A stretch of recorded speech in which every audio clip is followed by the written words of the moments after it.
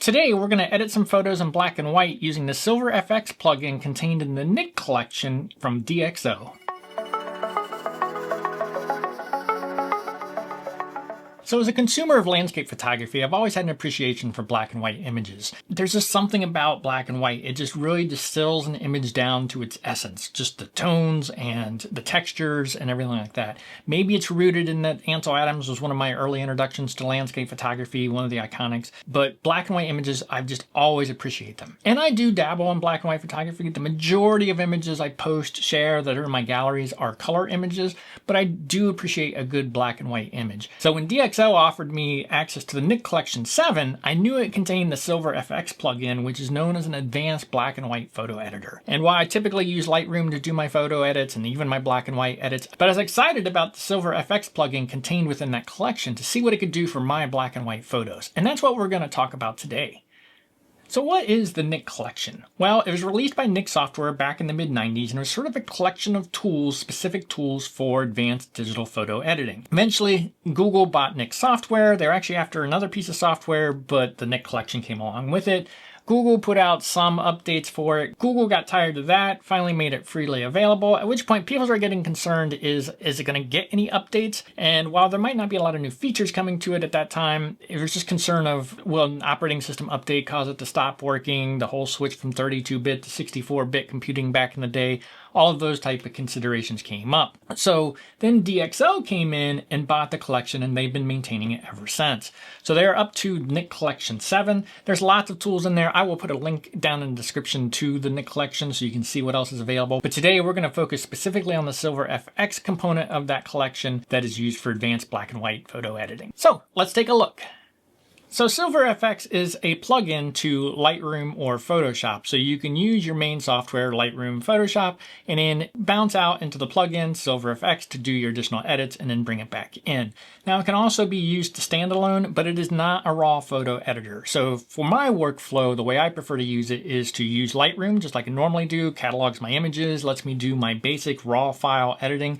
Then I can use it as a plugin, bounce out into Silver Efex, and use those advanced techniques that it offers to edit my black and white photo. So for today's demonstration, we're going to use it as a plugin in Lightroom, and I'm going to show you what my workflow looks like that, starting with the file in Lightroom, what I would do to the file in Lightroom before I take it into Silver Efex, and then we'll go through what Silver Efex can do, and we'll save it back into Lightroom and go from there. So let's turn to the computer.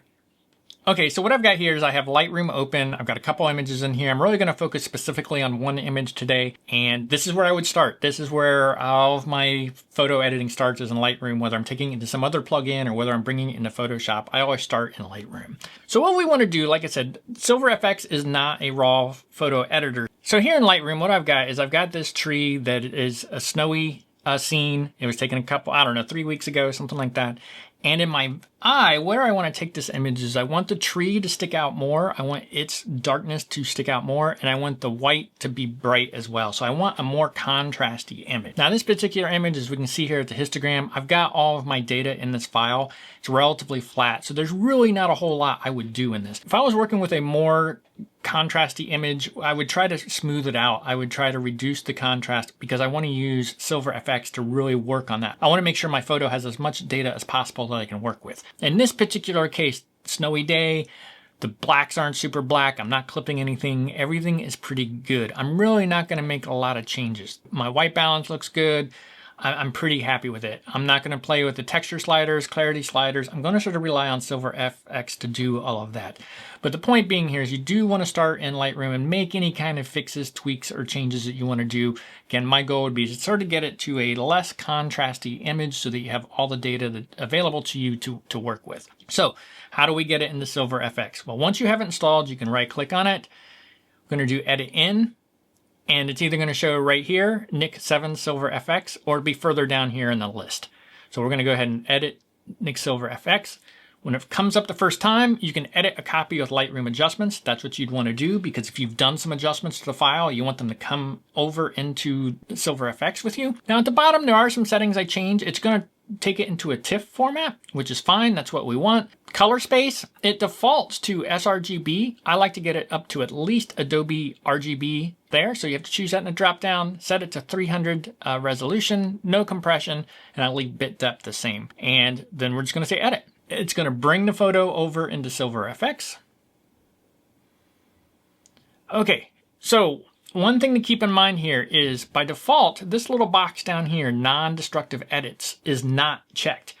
You want to make sure you check that file. Now it's going to lead to a larger TIFF, but what it does is it lets you, when you're done doing your edits here and you save it back into Lightroom, if you're back in Lightroom and suddenly decide you want to make a tweak in Silver Efex, you can edit it and still have those changes to make to it. Otherwise, it sort of bakes everything in, and if you want to redo it or if you want to bounce back in, you're going to sort of have to start over. So make sure non-destructive edits is checked down here once you're in it. Like I said, by default, it is not checked, and I highly recommend doing it. Again, will take up more space on your hard drive because it'll make for some larger files, but I like the ability to, oh, I want to make a small tweak, I want to go edit it.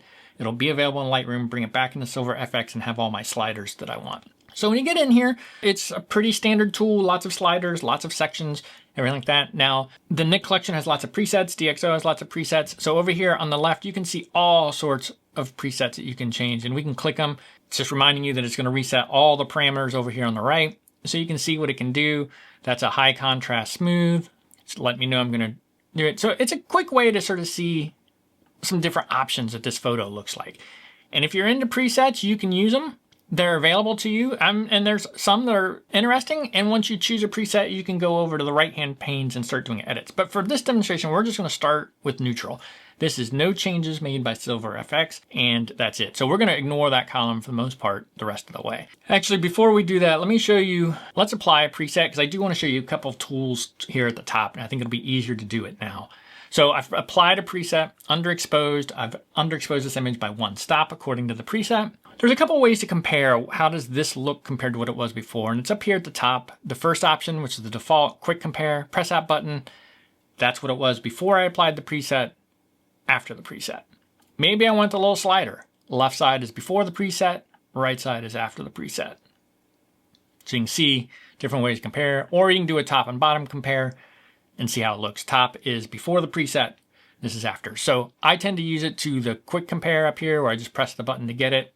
A little nice back and forth. But I just wanted to show that because it's important. And you've got your typical zoom control tools and things up here like that. So let's set it back to neutral. So now I've set this back to neutral. This is how it came in from Lightroom. What I've got here is a relatively low contrast image that I'm looking to bring some contrast out into it because it's a black and white image. I want that tree trunk, the limbs to be dark and black, and I want the snow to be bright. So that's what we're going to work through. That's the goal I'm working through with it. So over on the right side is where most of our work is going to be. Pretty much all of our edits, all of our modifications. First up, we've got the loupe.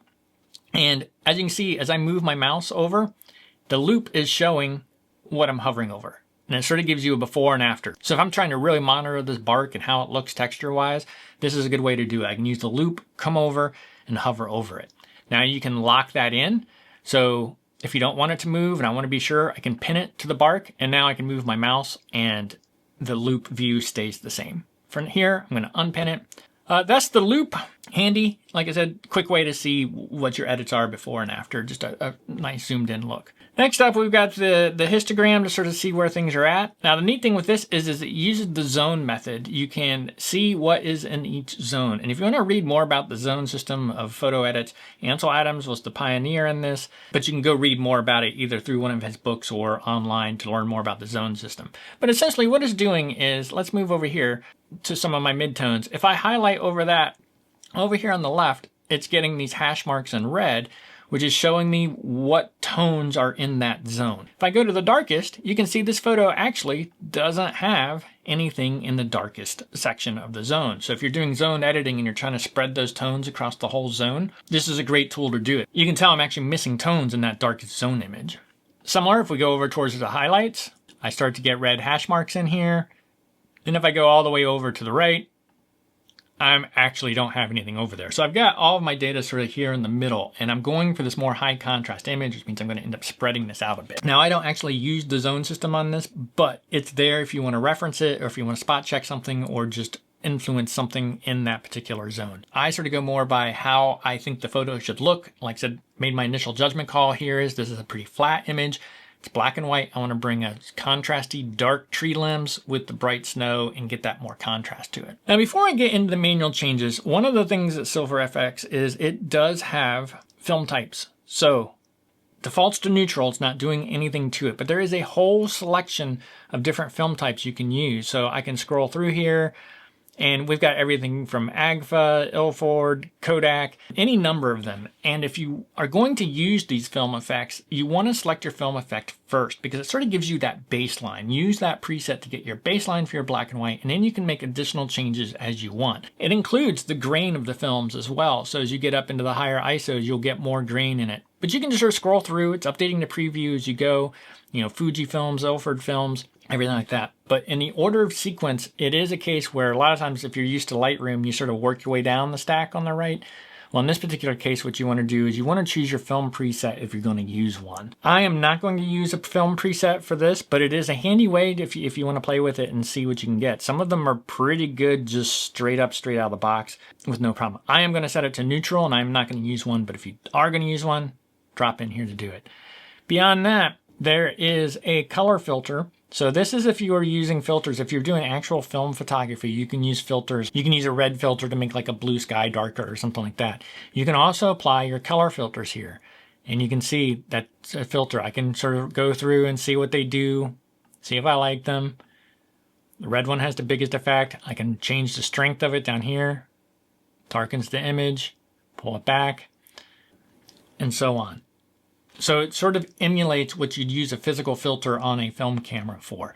And again, in a sequence of things, if you're going to do a lot of filters, you can apply it later, but if you want to get a feel for where you're going with the image, you can look at this first. So outside the standard list of things, the things you want to consider are, am I going to use a film preset? If yes, you probably want to come in here, choose one, and sort of base your edits off of it. Or if you're going to use a color filter, you might want to at least play with this and see where it's going to go. I am not going to do either for this demonstration. Maybe I'll do another video with a film preset or something, but for now, we are not going to do that. And we're going to go back up here to the top. So these are global adjustments here at the top. It has typical, like I said, very similar Lightroom with the different sliders, things like that, but you can make it bright. That makes it bright super fast. So I'm going to sort of leave it the same. Make your highlights a little brighter. Like I said, I'm going for more contrast. So as you can see, as I make my highlights brighter, I move that histogram a little over the right. So I am going to boost my highlights a little bit. Now this actually has a mid-tone slider here, unlike Lightroom, and it just works on those mid-tones. See, we can just, as I move it, I shove those mid-tones over to the highlight side. If I bring it back, I shove those mid-tones over to the darker side. So pretty handy to have a mid-tone slider in there. In Lightroom, you can use the color grading tool to adjust your midtones through a luminosity slider, a little trick there, but here it's right here in this piece.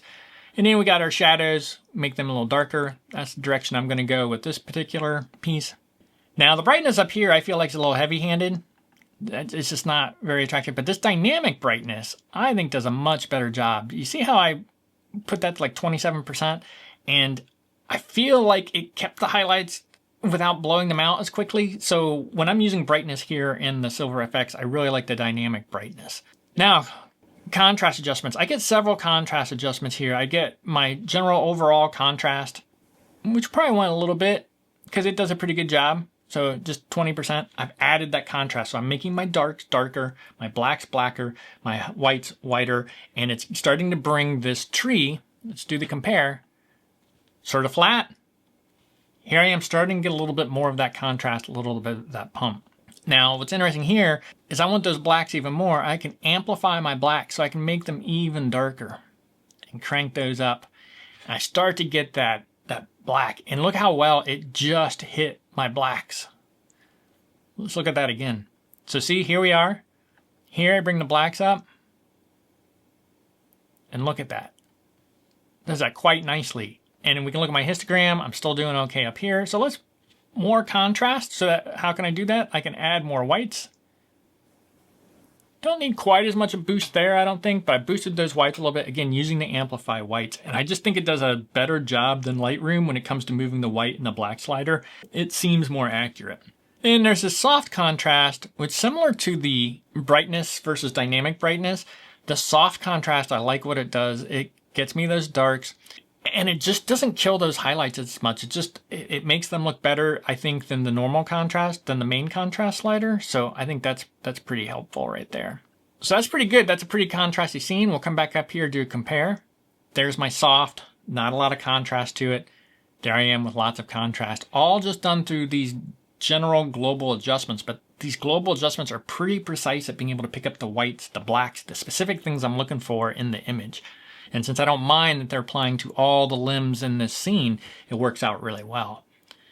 Now structure, that gets into sort of like a clarity texture type thing. You've got your general global structure. So this is applying structure to the whole thing. It makes it very crunchy.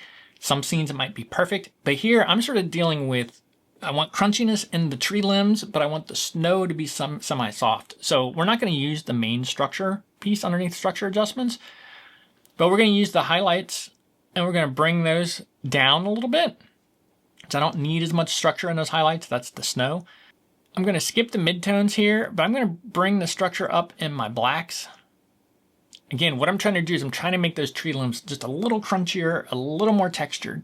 I'm probably going to go ahead and bring those shadows in a little bit, boost them. And then there is a global fine structure, which again, I just find it's just a bit more subtle at it than the main. And so each one of these sections, we have the brightness, dynamic brightness. I lean towards the dynamic brightness. It just seems to be more precise. Same with the contrast, contrast versus soft contrast. I like that soft contrast effect a little more than the main global. And similar to the structure, I sort of like that fine structure adjustment better than the more heavy-handed structure.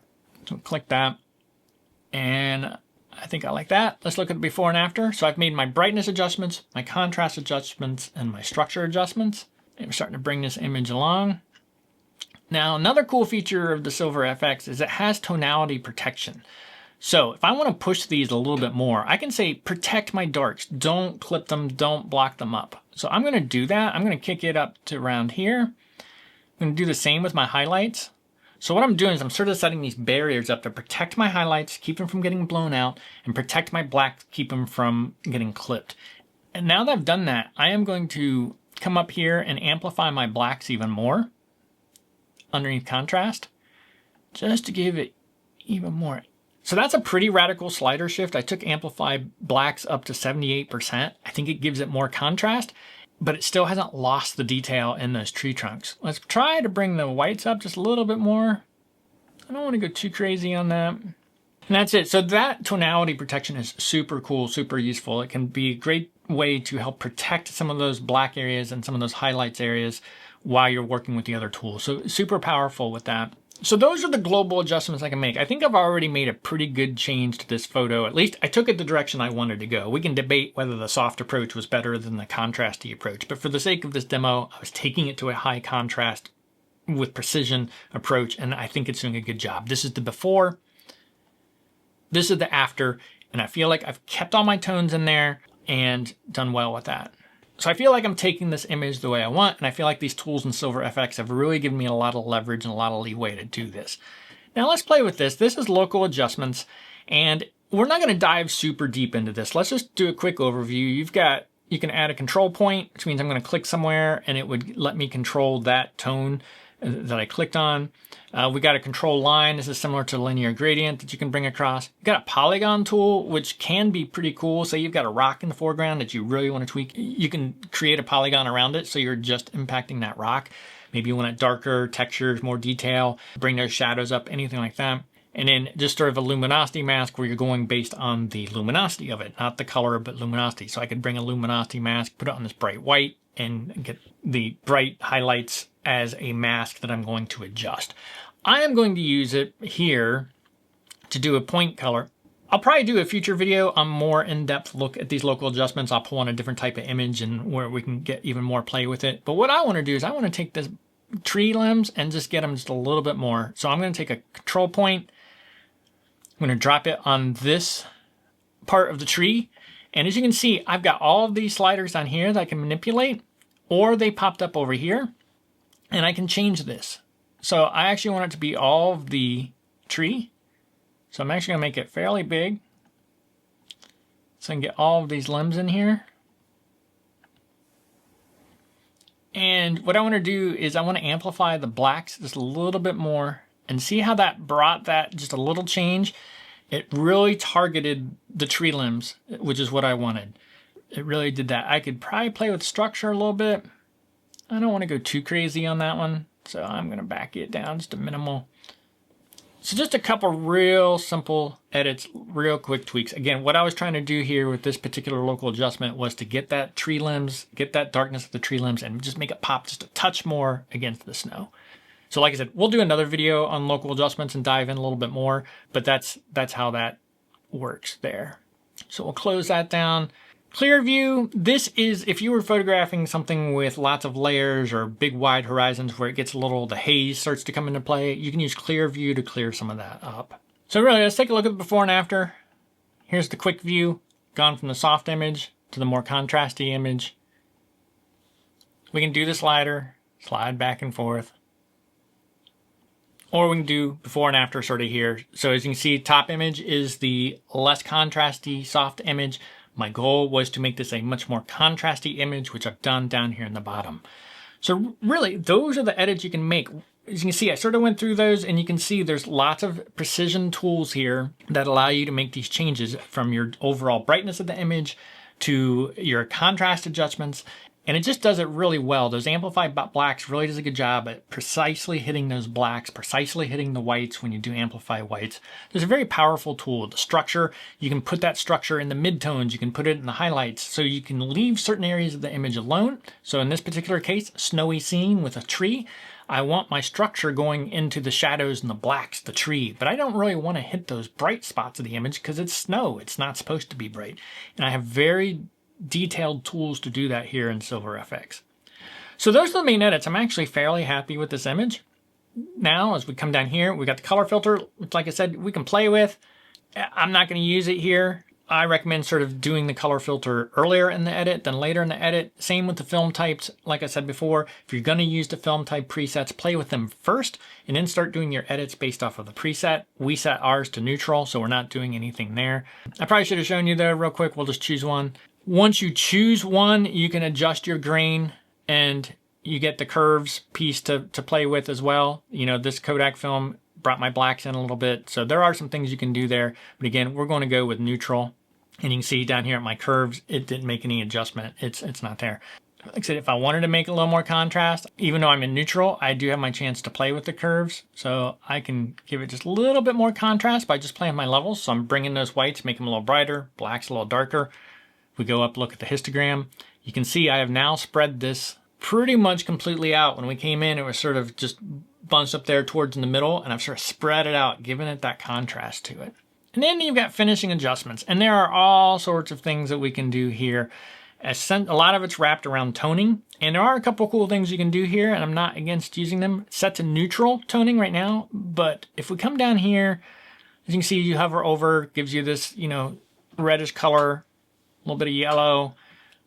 You've got all sorts of things you can do. Cyanotype, coffee color, so you can give it that sort of yellowish look, copper toner. So there's all sorts of split toning, different toning, you know, you can do with it.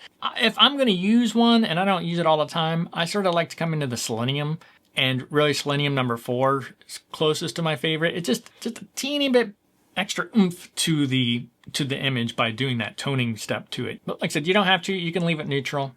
For this one, I'm going to go selenium number 4. Also, in the finishing adjustments tab, you can do some vignetting. So sure, the lens fall off, different types, heavy. This particular image, I don't think it really needs it. I don't really want to darken. Maybe you could do lens fall off one. Maybe we'll do that one. Yeah, we'll do that one just so I can sort of show off this. You can place the center. So you select the center of where we want it to do. So it sort of can shift the vignette. So you can choose your vignette, place the center, and then do that. So in this particular case, I shifted it to the left because I want the tree not to be too dark, but just overall vignette. So you can do some vignetting in here, or you can do that back in Lightroom, wherever you want. You can change the shape, whether it's a circle, rectangle, size, typical controls. You can do image borders. Most of these are sort of old and dated in my opinion, but you can do image borders. You can just sort of scroll through different ones. Like I said, I'm not really going to use any of these, but they're there in case you want to do something interesting, or if you're using it in some sort of presentation or something, that possibility is there. And that's pretty much it. Those are the changes I've made said we sort of worked through. Remember, the key things are if you're going to do a film preset, start there.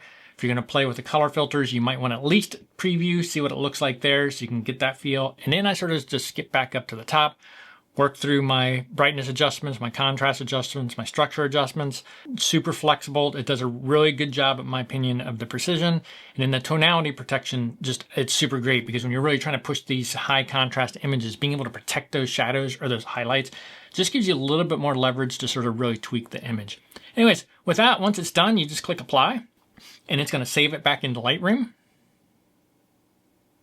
So, and here we are back in Lightroom after we applied those changes in Silver Efex. Comes back in Lightroom. I've got it available here. I can do my cropping here. That is one point. If you're going to take it into Silver Efex, I recommend taking it in uncropped and then doing your edits and things like that. Bring it back in and do your cropping in Lightroom. Just that way you've got all the detail in the largest file you can possibly have. The one caveat to that is I did show you how to do the vignetting inside of Silver Efex. Well, if you know you're going to crop, and you're doing your vignetting there, keep in mind you're going to end up cropping some of your vignette out. So if you know you're going to crop, that's probably a case where you just want to bring it back to Lightroom, do your vignetting in Lightroom.